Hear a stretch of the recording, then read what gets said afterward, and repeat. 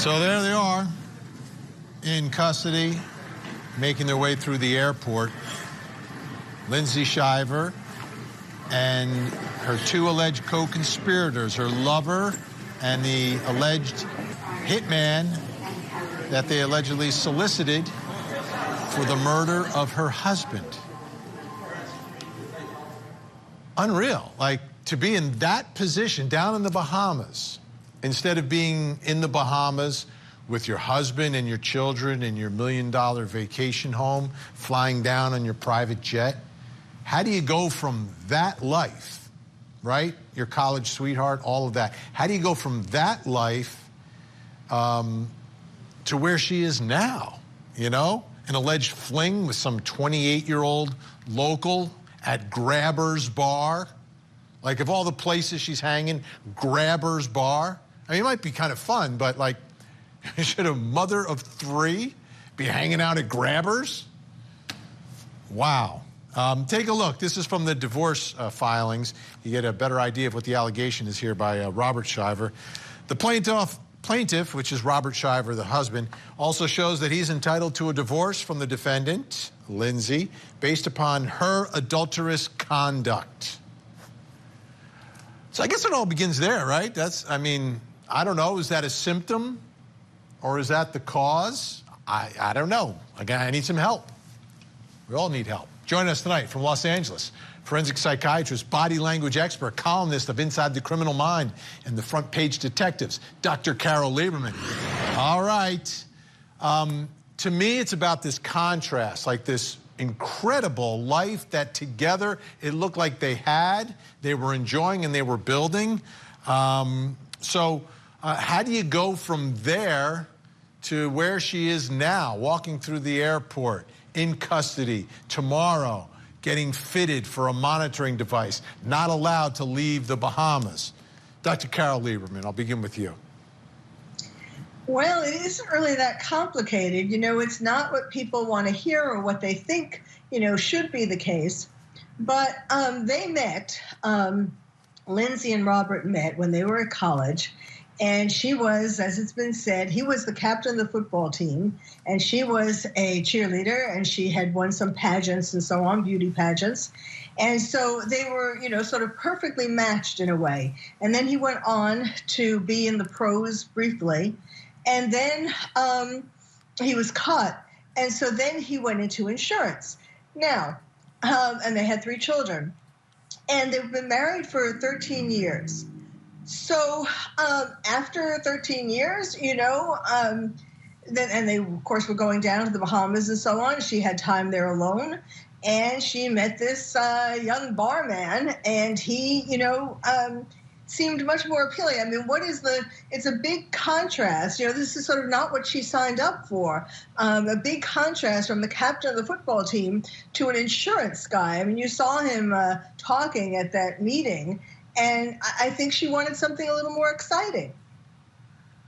She got bored. So Dr. Carole Lieberman, Inside the Criminal Mind. Again, these are allegations. She is presumed innocent. They are laughing it off as it was kind of like a tongue-in-cheek kind of deal. I don't know. We'll see what happens there. But if they were, in fact, soliciting the help of someone else to take him out, how do you go from, again, the all-American life, 3 children, to the point where you want to take out the father of those children? It seems to me that it may some way be connected to that life that she liked. She liked living in a $2.5 million home. She liked flying on a private jet down to the Bahamas. She liked the multi-million-dollar home down there. I mean, who wouldn't like it? And it doesn't seem like she was ready to say goodbye to that and say hello to the guy at Grabber's, grabbing her. Well, she wasn't necessarily planning on saying goodbye to that. Here's the thing. When he discovered that she was having an affair, he filed for divorce. And, you know, as you say, he filed on the basis of her having this affair. And she's alleging physical abuse and emotional abuse and mental abuse. We don't know if that's really true. But in any case, if she did go through with this and did kill her husband, and before the divorce, she would theoretically, unless he already changed his will and so on, she would still have the house and the kids and all that. That's another thing. They were fighting over custody, not just money, but when two parents fight over custody, everything goes out the window. They feel so strongly about it that they'll be willing to do anything. And, on the Bahamas, it doesn't feel real. When you're out there having that kind of life, the seriousness of it sort of escapes you. Yeah, again, these are just allegations. I don't know if they were plotting a murder here, but if they were, why would you want to be with someone who would help you plot a murder anyway? I don't understand that either.